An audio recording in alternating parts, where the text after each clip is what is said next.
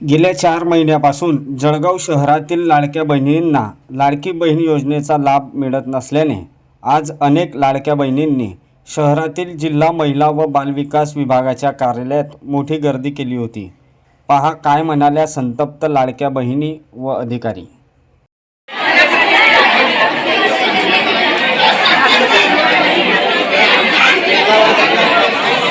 पुष्पा श्रीराम महाजन आहे।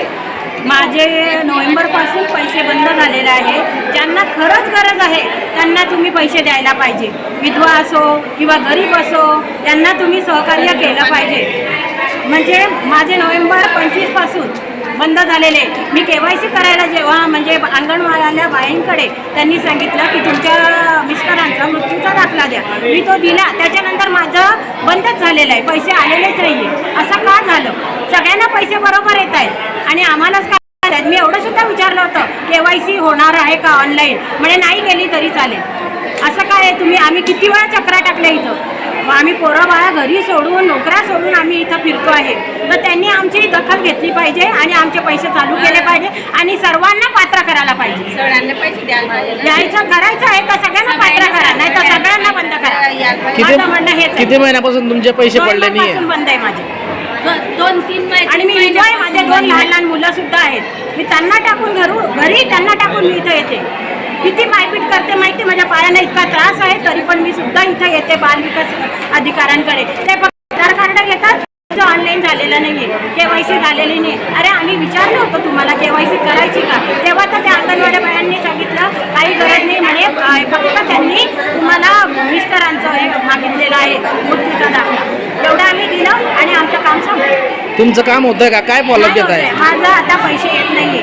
नोव्हेंबरपासून माझे पैसे येत नाहीये मे पर्यंत, आणि ज्या बायांचे आहेत सगळ्या बायांचे येतात आणि माझे येत नाही। तुम्ही काय सांगा? आमचाही तोच प्रॉब्लेम आहे। आम्हालाही पैसे भेटत नाही। 3 महिने झाले पैसे पडलेले नाही। मग आम्ही काय करायचं? सांगताना तर सांगता की सगळ्या बहिणी सारख्या आहेत आणि सगळ्या बहिणी लाडक्या आहेत। जेव्हा तुम्हाला मतं पाहिजे होते तेव्हा तुम्ही आम्हाला लाडक्या बहिणी केलं, तेव्हापासून तुम्ही पैसे चालू केले। मग आता का अपात्र केलं? तेव्हा तुम्ही का नाही पाहिलं? तेव्हा तुम्ही सगळं तेव्हाच्या तेव्हा बघायला पाहिजे होतं। ज्यांना पात्र आहे त्यांना पात्र करायचं होतं, ज्यांना अपात्र आहे त्यांना अपात्र करायचं। श्रीमंत लोकांना पैसे येतात आणि गरीबांना पैसे येत नाही, असं का? असं का? तुम्ही काय सांगा? गरबाचंच नाही आहे।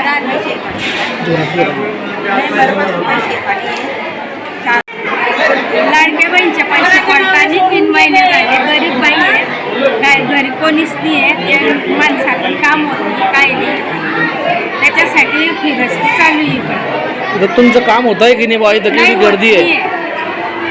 आता म्हणता KYC केली KYC तर केलेली आहे, पण ते तसं सांगताय। आम्ही पहिले दादा इकडे करा। अधिकारी जागेवर आहे का आता? हां, अधिकारी लोक जागेवर आहेत का काम करायला? नाही, बंद आहे। बंद आहे म्हणा। नमस्कार, मी जिल्हा महिला बालविकास अधिकारी ऋषिकेश काळे। मागच्या 2 दिवसापूर्वी G24 तासवरती एक फेक न्यूज आली की मागे लाडक्या बहिणींचा हप्ता पडला। तर त्याच्यानंतर बऱ्याच लाडक्या बहिणींचं 31 डिसेंबरपूर्वी त्यांना KYC करण्यासाठी मुदत देण्यात आली होती। तर त्याच्यामध्ये बऱ्याच लाडक्या बहिणींची KYC राहून गेली आणि त्याच्यानंतर त्यांचे हप्ते सबसिक्वेंट महिन्यांमध्ये बंद झाले। परंतु त्याच्यानंतर ज्यांनी KYC केली होती त्यांना दुरुस्ती करण्यासाठी सरकारने 30 एप्रिलपर्यंत मुदतवाढ दिली होती आणि ती सगळी मुदतवाढ संपल्यानंतर आत्ता मागच्या 2-4 दिवसापूर्वी त्यांना 2 हप्ते 1500 म्हणजे जवळपास 3000 रुपयाचे हप्ते पडले। परंतु ज्यांना KYC झालेली नव्हती त्या महिलांनी TV वरची फेक न्यूज बघून की जिल्हा महिला बालविकास अधिकारी कार्यालयामध्ये त्यांनी डॉक्युमेंट जमा करावे आणि तिथून त्यांना परत संधी दिली जाईल, ह्या न्यूजचा आधार घेऊन त्यांनी जिल्हा महिला बालविकास अधिकारी कार्यालयात कालपासून अत्यंत गर्दी करण्यास सुरुवात केली आहे। मी आपल्याला सांगू इच्छितो की या संदर्भात ज्यांची KYC करायची बाकी राहिली आहे त्या संदर्भात आणि ज्यांचे काही कारणामुळे पैसे बंद झाले त्यांचे पैसे सुरू करण्यासाठी कुठल्याही प्रकारची शासन निर्देश किंवा कुठल्याही प्रकारची लिंक जिल्हा महिला बालविकास अधिकारी कार्यालय स्तरावर नाही आहे। त्याच्यामुळे मी सर्व नागरिकांना विनंती करतो की त्यांनी तुर्तास शासन आदेश येईपर्यंत कृपया जिल्हा महिला बालविकास अधिकारी कार्यालयात गर्दी करू नये।